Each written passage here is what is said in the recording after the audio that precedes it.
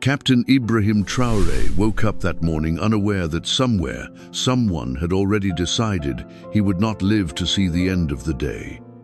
He followed his usual routine early prayers, a simple meal, a final glance at the red folder resting on his desk. That folder held the speech he planned to give in a few hours, a message about youth, sovereignty, and the promise of a self-reliant Africa. What he didn't know was that as he prepared his words, a man was checking the safety on a pistol 3 floors beneath the very hall he was scheduled to speak in. The event was polished, rehearsed, a diplomatic summit packed with delegates, journalists, and cameras. Everyone present thought they were there to witness regional cooperation. They had no idea something darker was scripted to unfold. A man slipped into the crowd unnoticed, clean-shaven, gray suit, quiet steps, not a journalist, not a politician, no camera, no notebook, just a forged badge and a loaded weapon tucked beneath his jacket. Captain Traoré entered the room without ceremony. No armed escort, no bulletproof vest, just his red folder and the calm, steady energy of someone who wasn't trying to perform, just speak. He took the stage. Microphones picked up his voice. The broadcast went live. Across Burkina Faso, people tuned in from crowded buses, market stalls, and rural villages. No one expected anything out of the ordinary, until a chair scraped. The man in grey stood. At first, no one noticed, but then his hands slipped inside his coat and didn't return. That was the moment the room tensed. A young technician in the media booth spotted it.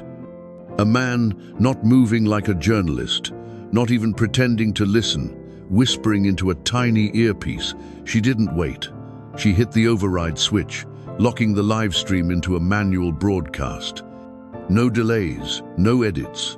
What happened next, the entire nation would see in real time. The man pulled the weapon, but before he could raise it, someone else moved, a teenager, seated in the front row, still in school uniform.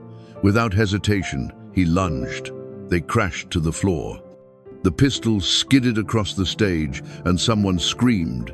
Security leapt into action. People ducked, chairs flew, and in the chaos, Traoré stood still. He walked forward, bent down, and picked up the weapon. Then, with the world watching, he turned to the camera and raised it high. "They sent this to silence me," he said, "but all they did was wake the country." That sentence lit the fuse. Within minutes, the footage spread, first across Ouagadougou, then across the entire region. Phones lit up, people shouted from doorways, radio stations broke programming to replay the feed. No one waited for confirmation. They didn't need it. They had seen it with their own eyes. By noon, the streets were filled. Mothers wrapped their babies and joined the march. Taxi drivers formed human barricades. Mechanics dropped their tools. Vendors abandoned their stalls.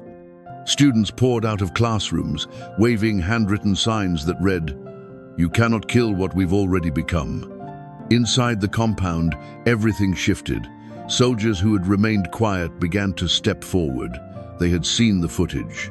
They had heard the voice of the crowd. And they remembered the promises Traoré Mardan kept. The choice was easy. They stood with the people. They stood with him. That evening, Traoré emerged again, not in hiding, not through a carefully worded press release, but in the open. He walked outside, into the crowd, holding the same pistol meant to end his life. He raised it, and then dropped it to the ground. This, he said, was their mistake, believing we would be afraid. Silence. Then a roar. He looked out across the sea of faces and added, "They tried to kill one man. Instead, they revealed millions who are ready to rise." That was the moment it stopped being about him. It became about everyone watching. The next morning, the truth spilled out. Leaked audio files, diplomatic memos, names redacted, missions authorized. It hadn't been a lone actor. It had been coordinated, masked as diplomacy, funded from afar. But none of that mattered anymore. The damage wasn't to Traoré.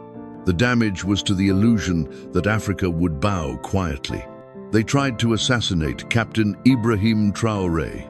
They failed, and in failing, they proved that the continent is no longer waiting to be led.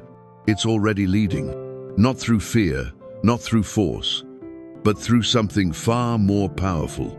A people who know exactly what's at stake and who refuse to back down.